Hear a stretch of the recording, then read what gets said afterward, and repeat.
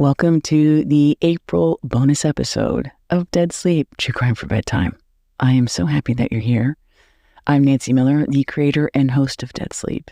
And sometimes bonus episodes will lean into the true crime side of the podcast, and other episodes lean into the bedtime side, the sleepy side of the podcast. And for this episode, I wanted to start off slowly. Ease in with a sleepier episode. With an elaborate true crime story that's the right combination of action and dense information that can occupy your mind, but you can fall asleep, drift in, drift out, drift away, no problem. So with that, let's settle into bed for the night.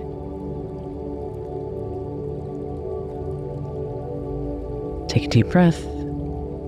Let all of the BS from the day just let it go. Get cozy under those covers.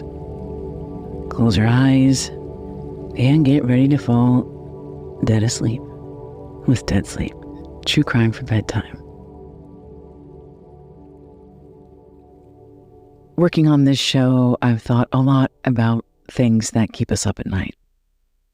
And one of the things that most of us lie awake at night worrying about is money.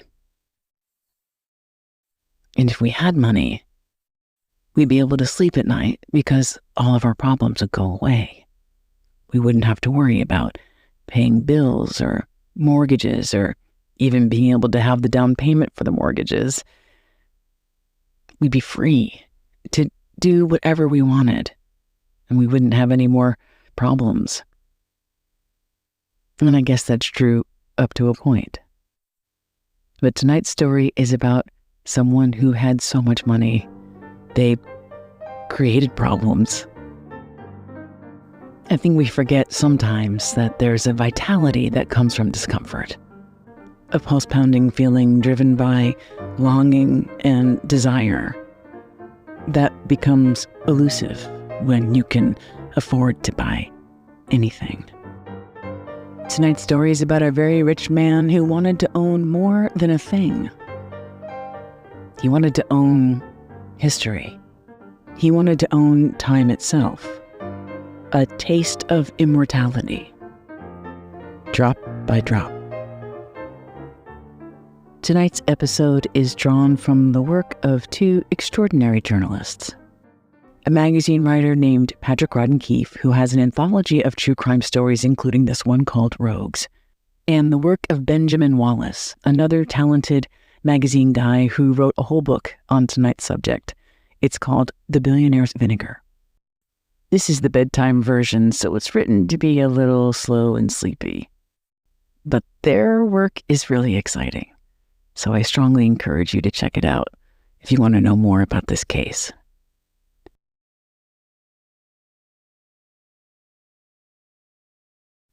One of the most precious things that a billionaire can afford a lot of is space. Take, for example, the billionaire Bill Koch, whose home in West Palm Beach, Florida, is 35,000 square feet. To give you a sense of that scale, a football field is about 57,000 square feet. So Bill Koch's house is a little smaller than a football field, and that's just the house. That doesn't include the land. And Bill Koch and his family know a lot about land. Bill Koch is 83 years old, and he is one of the two surviving Koch brothers of the Koch, that's K-O-C-H, family empire. The Koch family dynasty, which started with Bill's father, Fred, is a multi-billion-dollar privately held conglomerate called Koch Industries. Koch Industries wheels and deals in raw materials, asphalt, chemicals, natural gas, petroleum, most of it scraped and mined from all over the world. But there were a few places that Koch Industries couldn't ever touch, no matter how much money they offered. The wine regions of France. There are 11 wine regions in France, and the wine is typically named after the region, which means Champagne, the delightful bubbly that we celebrate with, comes from the Champagne region. Or say red wine called Bordeaux comes from the Bordeaux region. A crisp, mineral-rich white wine called Sancerre comes from the Sancerre region. What makes these regions so special and valuable to any wine lover is the soil. The kind of soil you can't strip mine or scrape. It's called terroir. Or as the French might say it, terroir. Terroir is a French word that means essentially a sense of place. The word terre in French means earth or land. And so terroir is of the earth. Terroir is the belief that where the grapes are grown, the kind of climate and landscape show up in the grapes themselves, which means the terroir shows up in the wine that you drink. It's like the soul of a glass of wine. I don't know if there's any science to it all, but what's interesting about terroir is that it tells a story about where a wine is from, how it came to be, and you get a little journey to that place, one sip at a time. For Bill Koch, the wine-loving billionaire, that wine journey was epic. More than a little trip to a region in France, it was like time travel. The wine Bill wanted more than anything was from a collection of rare wines from France with bottles that dated all the way back to the 1700s. These wines were extremely old and extremely valuable for a couple of different reasons. The first reason was that these bottles were from the 1700s and made from wine that could never be reproduced. But the grapes that made those very old wines, the wines that dated all the way back to the 1700s, they're special because they no longer exist. So there was a fundamental rarity of that wine. And then there was another reason, an even bigger reason for an American collector like Bill Koch. The bottles he sought were once owned by one of our country's founding fathers, who also happened to be an enophile, a wine connoisseur, Thomas Jefferson. Thomas Jefferson, before he became the problematic third president of the United States, was an American minister to France, beginning in 1785, until the French Revolution began in 1789. When Jefferson lived in Paris, he fell in love with French wine, and he traveled all around the country of France, becoming an expert in just about every grape and varietal that existed in the country. Somebody had to do it. He wasn't the first founding father who got into French wine. That was Ben Franklin. Jefferson dedicated himself to understanding every single step in the wine-making process, from the growing of the grapes, to the fermentation of the wine, to the drinking of it, which he did 4 to 5 glasses a day. And part of this was strategic. Thomas Jefferson hoped that one day, back in the United States, he could find a way to grow and harvest the quality of grapes and produce the quality of wine that rivaled the type of wine found in France. It would be roughly another century, in the mid-1800s, when California in Napa Valley would be the destination for the future of the United States' industry of winemaking. But that was a ways off. One of the wines Jefferson loved, in particular, was red wine from the Bordeaux region. Red Bordeaux is not one grape. Bordeaux refers to several Bordeaux varietals. So a bottle of Bordeaux includes a blend of mostly Cabernet Sauvignon, blended with Merlot, Malbec, and Petit Verdot. Red Bordeaux has a robust flavor. One of the most appealing qualities of Bordeaux wine is that it gets better with age. Bordeaux has those natural tannins that give the flavor more intensity over time. So when Jefferson returned to the United States to be the Secretary of State to George Washington, he brought along his love for Bordeaux and ordered crates of bottles from France and then had them shipped to the U.S. Jefferson and George Washington became wine people. They were like the Fraser Niles Crane of our founding fathers. They'd have these little wine parties and drink and talk about the taste and the flavor in each bottle. They were apparently so annoying about it, John Adams complained in his diary that he didn't find these conversations particularly edifying. Just to make sure everybody knew the wine belonged to Thomas Jefferson when it was shipped from the port city of Bordeaux to the U.S., his initials were engraved on the shipments, and apparently the individual bottles.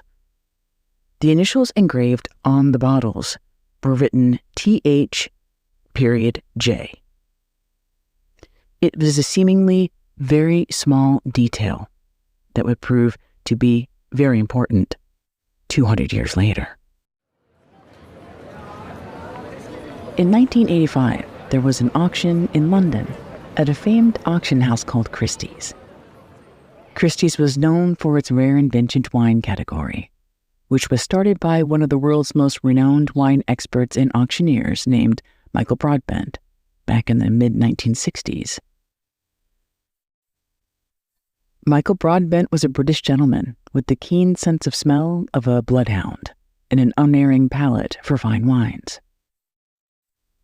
One of only 60 masters of wine in the world, Michael Broadbent determined that the quality of the THJ collection was perfect in every sense: color, bouquet, and taste.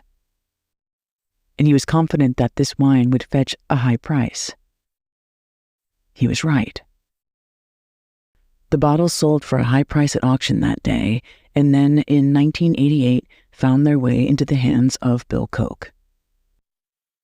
Bill Koch was in the throes of his wine collection obsession when he heard about the Jefferson wine. He snapped up a few bottles. Those Jefferson bottles spoke to everything Bill Koch loved: rare French wine, with an American connection to the founding fathers, and something expensive that he had and no one else did. And those bottles cost him around $300,000 back then in the late 80s. The collection was over 200 years old, but the story of the wine inside those bottles went back even further than that. Back 2 million years, before France was even France. Back when the Pyrenees Mountains and French Highlands were forming, and 2 rivers that over centuries carried alluvial deposits. Alluvial is basically silt and gravel that would eventually form the soil that made the region where the grapes were grown so special.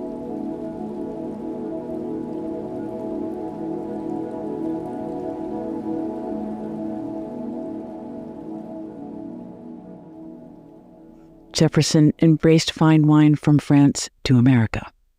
And unfortunately, America didn't return the favor. Somehow, through Victorian-era botanists who collected vines native to the U.S., a little pest called phylloxera hitched a ride and found its way to France. There, the invasive species thrived and multiplied until the infestation of these pests destroyed nearly all of the vineyards in France in the late 1800s. Well, except for the Lafite vineyard, which was another reason why Jefferson's wine bottles were so valuable. Some in his collection had pre-phylloxera grapes that would never grow or be tasted ever again. Plenty of rich people collect things, rare things that you and I probably don't think about or even know exist. And if you think true crime people are macabre, consider Christopher Forbes, the son of Malcolm Forbes of Forbes magazine fame, who purchased the opera glasses Abraham Lincoln held when he was assassinated at the Ford's Theater on April 14th, 1865. There are also plenty of rich people like LeBron James who collect wine. But Bill Koch, he was a level above the average collector. He had a lot of treasures, priceless collections of paintings, every greatest hits painter you could imagine. There was stuff he inherited from his collector father, items from the Civil War era, items that told the complex and violent history of America through priceless souvenirs encased in glass, like General Custer's rifle displayed next to Sitting Bull's pistol. Bill collected rare wine like a nerdy kid might collect comic books, or action figures, or baseball cards. Bill needed the full set of Jefferson Lafite wines. He wouldn't be complete until he collected them all. After he purchased those Jefferson bottles in the late 80s, Bill added them to his wine cellar, and over the next 15 years, he would take out the bottles and tell people the story of Thomas Jefferson's love of Bordeaux. Then in 2005, the Boston Museum of Fine Arts was planning an exhibition of Koch's collection of art and antiques and wine, evaluated at several $100 million. This is where the trouble began. Much to Bill's surprise, the museum sent his bottles back and told Bill that they couldn't authenticate the bottles. Could he please provide documentation to ensure this wine was authentic? Like fine art, fine wine also has something called provenance. Provenance is like a backstory. When you determine provenance, you can trace exactly where something comes from to its point of origin. To ensure the quality and integrity, a collector typically needs evidence of an object's provenance. So after Bill bought all of that Jefferson wine, he tasked a team of people to track down its origin story. To do that with the wine bottles, he reached out to the Thomas Jefferson Foundation, located in Charlottesville, Virginia. And the results would leave a bitter taste. Bill was informed by Jefferson's estate that the bottles he purchased, they didn't have any evidence that suggested those bottles belonged to Thomas Jefferson. Thomas Jefferson was diligent in his correspondence and his record keeping, and the foundation had no records of these bottles. They also noted the initials inscribed on the bottle, that THJ. The Jefferson Foundation noticed that Jefferson's wine with his initials had a colon, 2 dots, not a period. The difference between real and fake, between thousands of dollars wasted, was a matter of punctuation, down to 1 dot. Bill Koch spent millions on collecting things, but nobody, no matter how much money you have, likes to be ripped off. And when he bought those rare Jefferson bottles back in the 80s, wine fraud was unheard of. It was a small market. And everybody knew everybody. Bill had to find out. Were these priceless bottles of wine actually fakes? A part of Bill was very angry, but a bigger part of him was really excited. Because the only thing Bill Koch liked more than collecting expensive things was filing expensive lawsuits. Over the years, he'd sued his own brothers. He sued the state of Massachusetts when he lived there. He sued his ex-girlfriend. He'd probably sue a mosquito for trespassing if it landed on his arm long enough. If these Jefferson bottles of Bordeaux were fake, he was going to squash this scammer like a mosquito. As he put it to one journalist, "I've bought so much art, so many guns, so many other things that if someone's out to cheat me, I want the son of a bitch to pay for it." Bill Koch had something to keep him up at night. He had something to make him feel alive. Revenge. He gleefully hired a team of experts to find out who was behind these fraudulent bottles. The leader of his team was a retired FBI agent who specialized in fraud. He learned that the bottles he'd purchased from Jefferson's collection came from one special dealer, the foremost expert and collector of rare wine, a famous German wine connoisseur named Hardy Rodenstock. Hardy Rodenstock was like the Indiana Jones of the wine world. He was an intrepid explorer and had a knack for finding stashes of priceless wine tucked away in the unlikeliest of places. He was cloak and dagger about it, rarely revealing specific details and almost always paying and selling bottles hundreds of thousands of dollars or more in cash. When the Jefferson bottles were auctioned off in the 1980s, Hardy was the source behind the sale and told the wine master at Christie's, Michael Broadbent, that these bottles had been discovered behind a brick wall in the Marais district of Paris. The who, what, where, when, he didn't offer much more than that. It was simply good luck, he said. If it had been anyone else, they might have probed a little deeper, but Hardy Rodenstock was famous and influential. He threw lavish wine parties where guests actually drank the wine. Most wine tastings, people sampled it, then spit it out, so they wouldn't get drunk or trash their palate.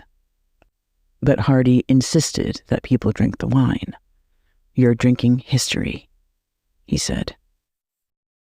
Which led to a lot of very rich, very drunk people buying expensive wine and making Hardy a very popular and potentially rich man. But Bill Koch wasn't that kind of wine buyer. Most of his collection, especially his Jefferson bottles, he never planned to drink. Which sounds strange, doesn't it? Even unthinkable. Spending all that money, $130,000 in 1988 for one bottle, one of the best and most precious bottles of wine in history, and he'd never actually taste it. It seems like an absurd waste of money. But the way one of the wine experts explained it was that part of the allure is in the mystery, the alchemy going on inside this bottle. When you buy an antique chair, it remains the same chair forever. You buy a bottle of rare wine, and it's always changing.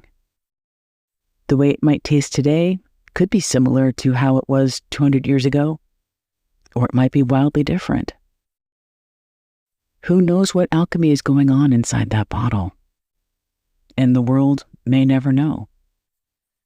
When Bill Koch one day died, and he became part of the terroir somewhere in the Koch family mausoleum, his Jefferson wine would live on. His wine was part art, part historical artifact, and part of the earth, remnants of millions and millions of years, bottled and preserved, potentially forever. Assuming, of course, the Bordeaux inside the bottle was that of Thomas Jefferson, a bottle of 1787 Lafite. And the stakes here were more than the value of those specific Jefferson bottles. Because what if the Jefferson bottles were just the beginning of a long con? If Bill could prove one way or the other, and if he found out the wine was fake, it risked ruining the reputation of Hardy Rodenstock among other dozens of experts and toppling the high-priced world of rare wine. If Bill Koch was anything like his brothers, the men who ran Koch Industries, disrupting entire ecosystems for your own personal gain was already in Bill's DNA.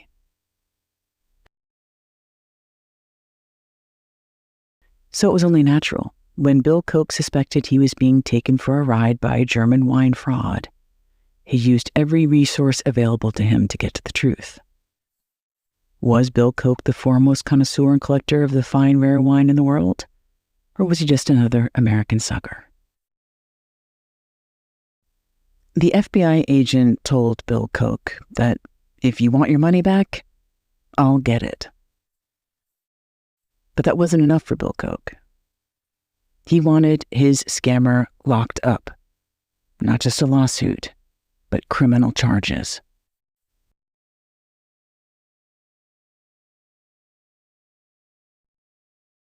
The lengths Bill Koch went to find out would cost him more than the bottles themselves. But it was Bill Koch. Price was literally no object, and he wouldn't rest until he found out who this Hardy Rodenstock character really was, and what was lurking inside these 200-year-old bottles. Those who worked directly with Hardy were often auctioneers, middlemen who facilitated the sale for staggering sums. But authenticity for rare old wine wasn't an exact science, at least not at the time, and that authenticity relied on the expertise of the wine master. This wasn't the first time that someone was questioning the authenticity of these Jefferson bottles that Hardy had sold. Years earlier, someone at the Jefferson Foundation said that they could find no compelling evidence that those bottles belonged to Thomas Jefferson, that the initials THJ could be any number of people. In response, Hardy wrote to the Jefferson Foundation and threw a little shade at their historian. He claimed that the historian didn't know anything about wine in connection to Jefferson, and basically advised her, in German, to stay in her lane. To help verify Hardy's claims, Michael Broadbent, the wine master from Christie's, said he'd tried a bottle of one of the wines purported to have belonged to Thomas Jefferson. This wasn't one of Bill Koch's wines. It was from another bottle that Hardy had that belonged to Thomas Jefferson. Broadbent, who was the wine expert, said he tasted it himself, and it was, quote, sensationally good. If anyone had any lingering doubts about the authenticity of this extraordinary old wine, they were completely removed. Even though there was no written evidence that these particular bottles had been in possession of Jefferson, Broadbent said he was firmly convinced that this indeed was the wine that Jefferson ordered. That was back in the 80s, when tasting a wine and declaring its authenticity appeared to be enough. But in the 90s, a man who was suspicious of the quality of the wine that he'd bought from Hardy, which was another Jefferson bottle, sent his to a lab in Munich to have that wine carbon dated. All living things, from trees to humans to wine, contains carbon. The older something is, the longer it's been decayed, the less carbon it will have. Carbon dating has been around since the 1940s, and it's not a precise science. It couldn't tell scientists whether or not the bottle was 200 years old. But it could tell scientists if the bottle was new, as in from the 20th century. The amount of carbon-14 that was detected in this particular bottle that had been sent to the lab in Munich indicated that the contents inside, that is, the wine, was from the 20th century, not from the 1700s, which meant that Hardy Rodenstock had sold someone a bogus bottle of wine. And that wasn't the only thing bogus about Hardy Rodenstock. For years, Hardy Rodenstock had told people that he was a professor and a member of the famous Rodenstock family. And he had the style and flair, the crisp suits, and the cool demeanor that reflected a man born into wealth and privilege. In truth, as Bill Koch's team would discover, his name wasn't Hardy Rodenstock, and he wasn't a professor or from a prominent family. His name was Meinhard Gerke, and he was the son of a railroad official and an engineer who had taken a job with the German Federal Railway. Somewhere along the way, he got really into wine, and the more into wine he got, the more he shifted his identities. It wasn't clear where Hardy was even getting the wine. That is, until 2006, when the FBI agent that Bill Koch hired discovered that Hardy Rodenstock had a laboratory where he made his counterfeits. And here's the comedy, or the tragedy of it all.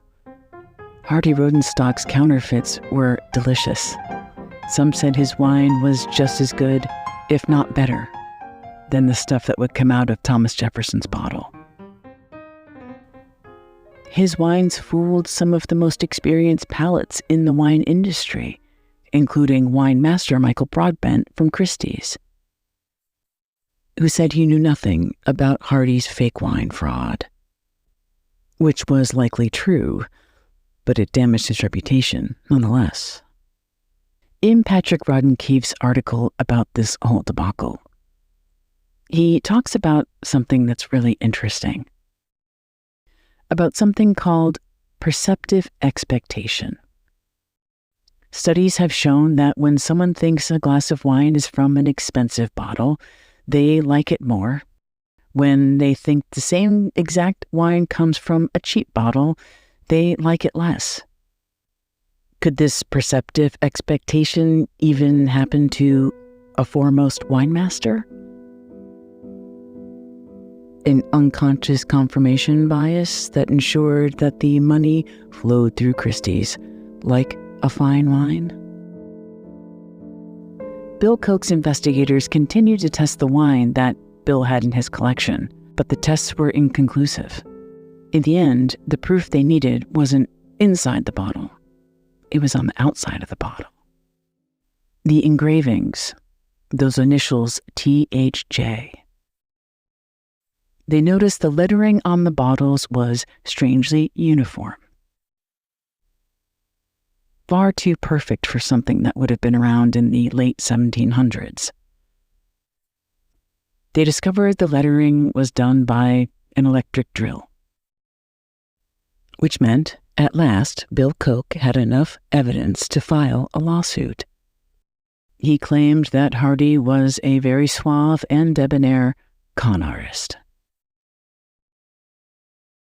Whether he knew it or not, Bill's lawsuit wasn't only going to just affect Hardy, it was going to upend the entire wine industry.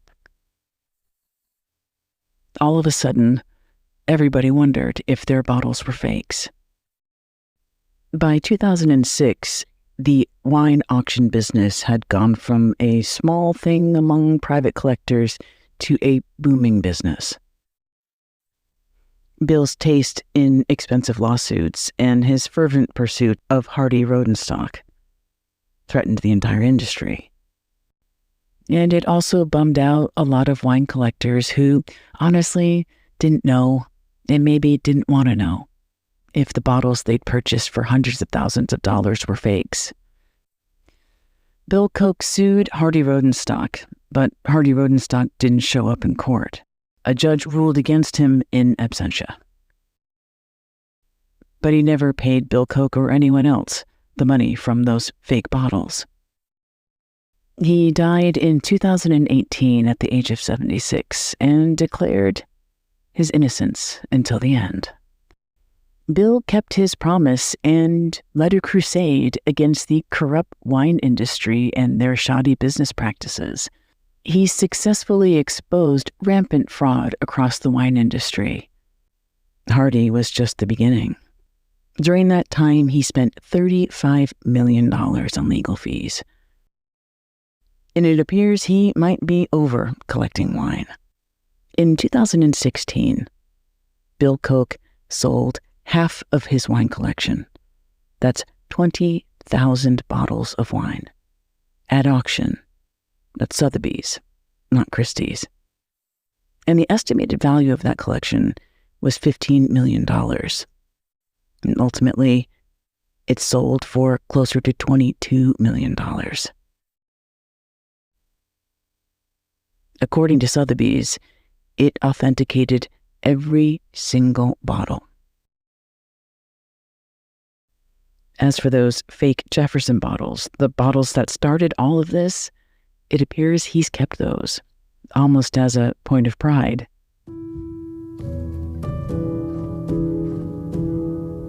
You know how the old saying goes, in vino veritas, in wine there is truth.